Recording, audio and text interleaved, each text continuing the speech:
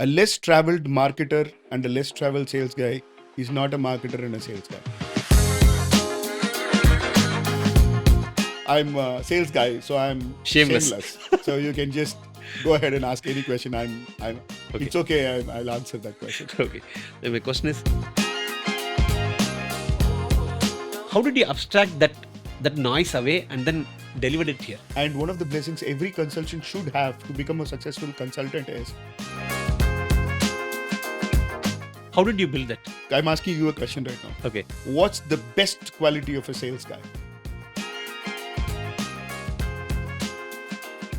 Welcome to Curious Builders.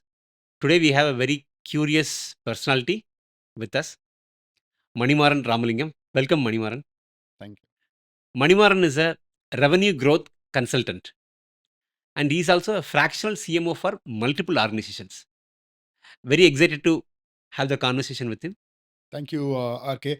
I would like to, how we got connected. We got connected with curiosity. Yes. So through Amit Gupta, and you came in and you asked a lot of curious questions to me. Yes. And in turn, I asked a lot of curious. I gave my answers to you on WhatsApp, and in fact, this is the first time we are meeting face to face. Yes. But we know each other much better, our thought processes and all that. So I think, curiosity builds the world. Curiosity is the growth. Good luck for you running this podcast. Thank you, Mani. Mani, you did not complete your college education, I believe, right? Right. And then, can you explain the whole journey?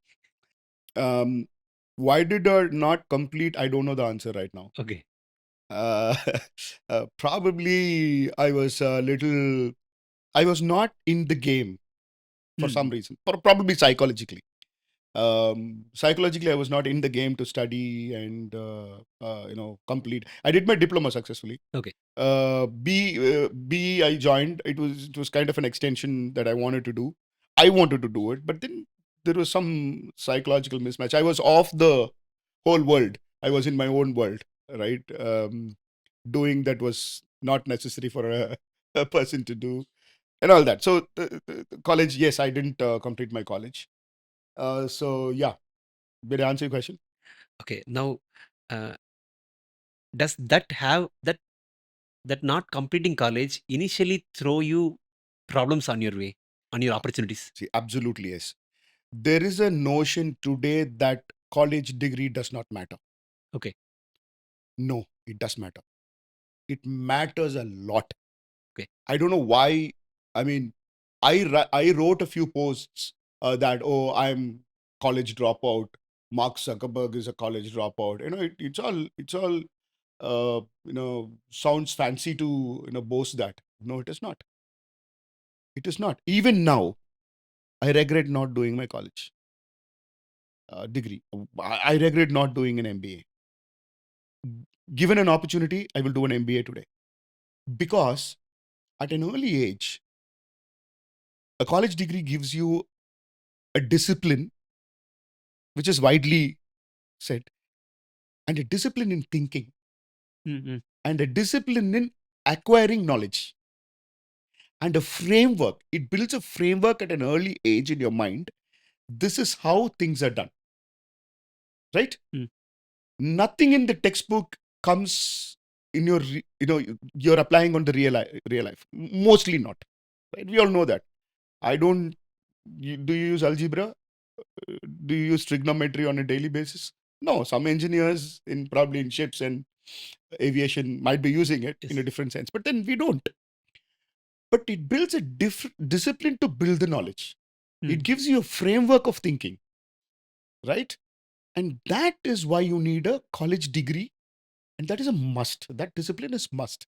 Somehow, in the AI world, 10 years later, 20 years later, or 30 years later, there may not be need for the education system to be like this. Going to school the same way we are going today, going to college the same way we are going today. I was in a discussion with a client 4-5 days back. They are employing people from second year. Is that right? I would say that is right. There could be changes like that. But is a college degree must? It is a must. I'll tell you my classic example. There used to be a call center called Alsec Technologies. Yeah. I think they're Yeah, it's still there. Yeah. still around. Yeah. I remember in the reception, right? You go and give your resume. The girl who gave in front of me completed her BE. That is my current wife. Okay. They took her resume. They took my resume. They looked at it and said, "Did you not do your finish your degree?" I said, "No." She just threw it back. She literally threw it back, and I had to pick it up, come back. I found a call center that employed people without a degree. Mm-hmm. No, they still had condition, but I did so well in their interview and their group discussion and all that. They gave me an opportunity as an exception. Okay. But in many places, I found it hard. See, you know what? Something one of my friends said he's going to IIT at 40 years and studying some MBA program or something he's trying to do. I asked him why. He said, in corporates, still an MBA from an elite institution Has value. has value, as that's how they promote still even today. And I think that's going to be there that way. Maybe the startup systems might change and all that, but then college degree is a discipline, I would say. Discipline to self, discipline for the thinking framework. And most companies, at least for now, prioritize that. Yes, But most yes. companies, at least for now. I know a college dropout guy. Right. I work with. This guy is street smart. He can build things, all these things. But he has his own challenges because he did not complete his degree. That is there. But see, on the contrary, everybody that were there with during my college days or during that phase of my 20s and all that would not believe the Maran that is there right now. Right? That is not to do with college. How did you build that? Heightened consciousness. Heightened consciousness. Okay. Cognitive, heightened cognitive consciousness. Is that even a right word? I don't know. Okay. It sounds good. I'm being very conscious. Okay. I'm very conscious. Very conscious. I look inwards more than I look outwards. I was looking outwards. I was, see, for example, something goes wrong here. I will blame him and I'll blame him and I'll blame you. This podcast is not coming well because of somebody else. No. I started thinking, what did I do wrong? What did I do wrong? So that consciousness and being conscious, asking yourself questions. Oh, asking yourself questions. Okay. Did I do my part right? Things may go wrong. Somebody else would have done a mistake. How much part did I play in that going wrong? Very interesting perspective. Yeah. Am I part of it in the first place? Right? When I started becoming conscious, who am I? A question came, who am I? I don't have a degree. Okay. What did I like? I liked sales. Why did I like sales? Ur sutala. I mean, you can just roam around. That was my only intention. That's of being how you started. Yes. Okay. I think, I'm a free spirit. You cannot just ask me to sit in this room and work for next 3 years and you'll make $1 million. That's not possible for me to do. I'm a free spirit. See, it's an interesting thing. I finished civil engineering. Diploma at least I have. I got a job. The first day of the job, I had to go to the job. I got down from a town bus, interior.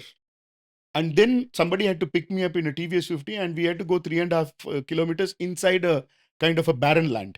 They are building a godown there. I was shocked. There's water, but there's no people to talk. And I have to just sit and few people working. I have to manage that. And 3 days later, I realized, no, this is not me. This is not my job. Okay. I want to meet a lot of people. I need to eat a lot of different food, cultures. And see, I go to, just to give you an example, I think I'm making it very personal, but then we went to Azerbaijan. Okay. As a family. Normally, people don't go to Azerbaijan as a family, like going to Thailand like family. But we went as a family. Okay. We thoroughly enjoyed the trip. Because as a family, we like the history, people, and culture. We spoke to a lot of people. We understood the culture, the prehistoric period, how people lived, they managed, and all that. So I'm kind of an explorer, a free spirit explorer. So I joined sales, right? That's how I got into what I got into, and that helped me a lot. So I went to many places. I don't have to have a direction to go. You just can right now tell me, Maran, go to Dubai and come back. I'll just go to Dubai, take my passport and just put a visa and go and come back. So I'm a free spirit. Interesting, interesting. So all of this underneath have the influence over how you solve problems as well. Absolutely. Okay. When you ask questions to yourself, who am I? Am I doing it right? You'll ask the same question in a process in an organization. See, if I can tell you, one of the blessings I have, and one of the blessings every consultant should have to become a successful consultant is, when somebody is talking, you should be able to find out where they went wrong. I do a lot of founder interviews, client interviews, like go discovery calls. When they keep talking, I'd be able to tell them what is exactly their problem. A good doctor will find out your problem in no time, right? Like that, a good consultant need not take 30 days to sit there and, after 30 days, I find out their problem. It hardly takes me 2 hours or 3 hours or one visit. I will find out what is the problem in the organization, where there are gaps. And that is probably, like you said, probably this interview is, or podcast is making me realize that. So I'll ask a lot of questions to myself. My cognition is built in such a way that, hey, ask questions. So I ask a lot of questions when somebody is talking to me, when a client is talking to me. I ask a lot of questions to myself. Why are they doing it like this? Shouldn't be they doing like this and all that? Yeah. So that's one more thing. And one more thing is, I learn a lot through practice. I'm not a voracious reader like you, right? Okay. I'm a practical learner. Okay. So, for example, I don't read books, but Okay. if you leave me in a railway station, I can sit there for 2 hours and just watch people. You go to a you read railway them. station. You read them. Yeah, go to a railway station. Okay. Go to a bus stand, right? Go to an airport. You can see a lot of emotions there. Airports, they will have tears while leaving and while coming back. While leaving, out of they're sad that they're leaving. While coming back, they're happy that they're seeing the family, happy tears. So emotions, you read emotions, you read people, why people behave in such a way and all that. So it's basic reading, accumulating that knowledge, and that's how I think I built. And you mentioned that, Right. I recollected something that director Selvaraghavan mentions. Right. He mentions that he picks up his characters from all these places. He Right. goes, sits, and then watches people, Right. observes whatever you mentioned about emotions. Different people go through different emotions. How do they react? Right. He observes it and Right. uses it in his movies. Right. Now, my question is, do you use these observations from the world, Yes. from the real world? Yes. How do you put them together, and then do you use them in your work? I definitely use them in my work. I can tell you a statement. I don't know how right I am here. A less traveled marketer and a less traveled sales guy is not a marketer and a sales guy. Okay.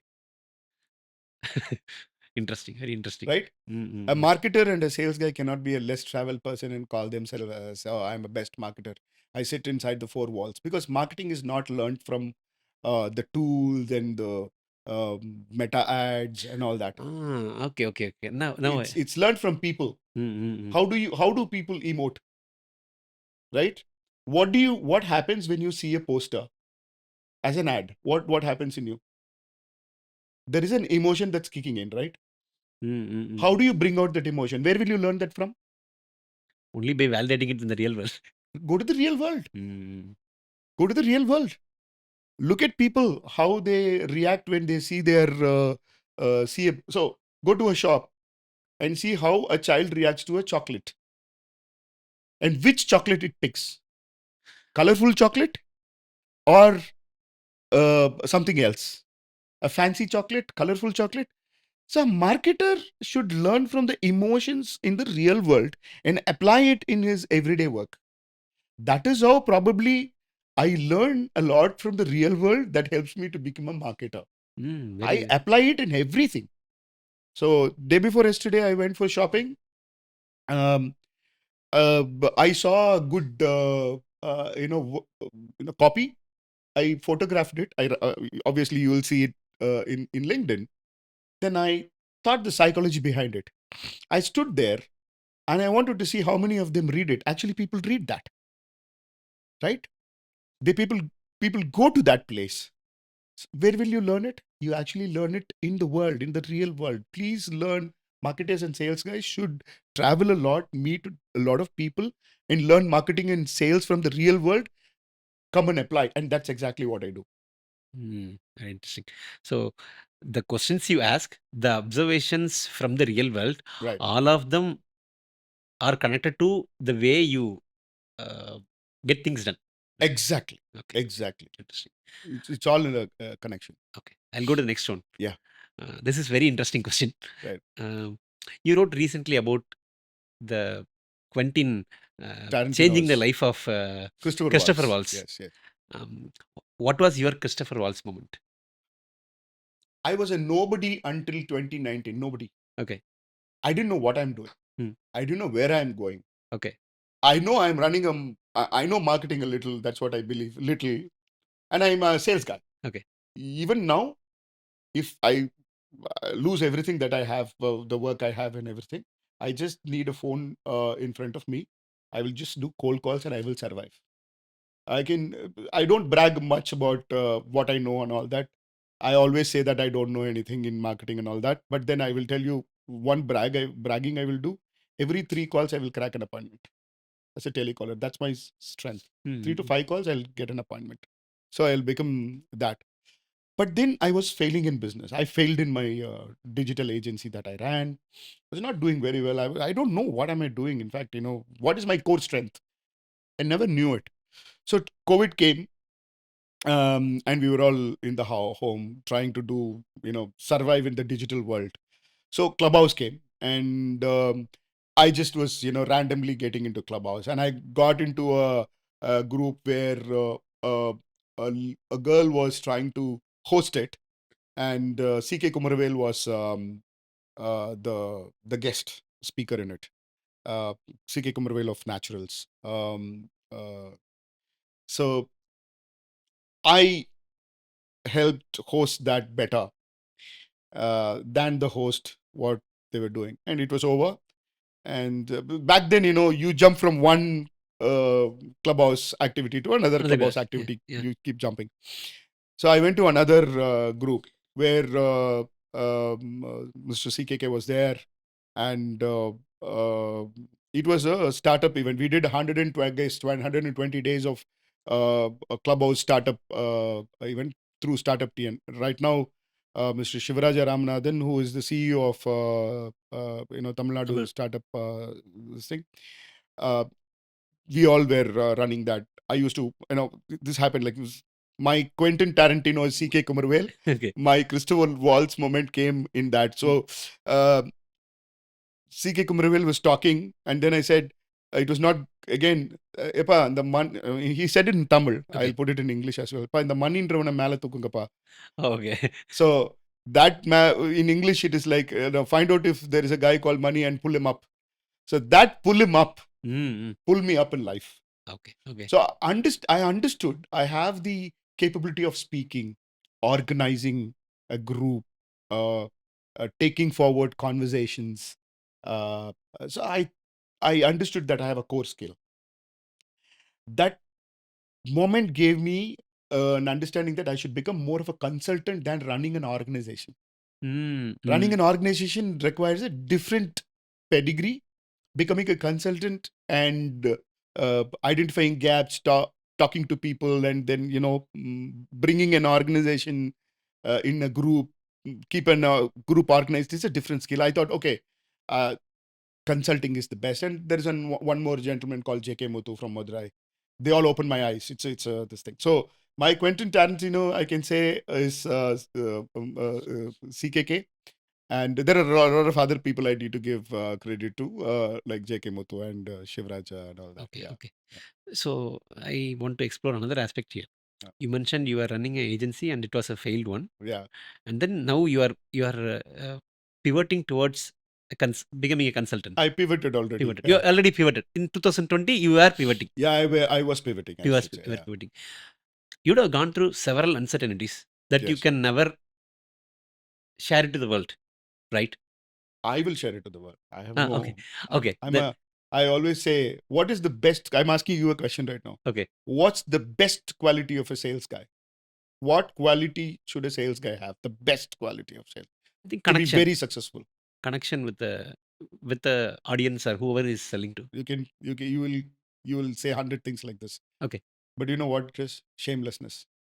Shamelessness. Okay, amazing. You know that you shouldn't have any shame at all as a sales guy. Okay. Should I knock this door? How will he treat me? Even if you get in there and then they say, get out of this place. I hate looking at your face. You should not take it personal. Just get out and knock the next door.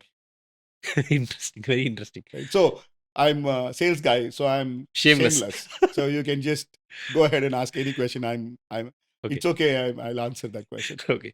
Then my question is, during that transition period, I think there was COVID. The world itself was in Yeah, fire, going through transformation. right? Yeah. And how did you abstract your emotions back then? Maybe you did not abstract your emotions, but as someone navigating uncertainties in your career, Right. and the world itself being uncertain, Right. when you entered the Clubhouse meeting or talk, you gave your best there, right? How did you abstract that noise away and then delivered it here? Every I shouldn't be saying it the way I'm saying it, right? COVID was a great opportunity to me.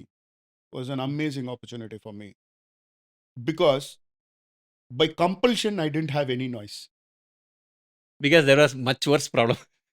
No, nobody was bothered about anything. Mm-hmm.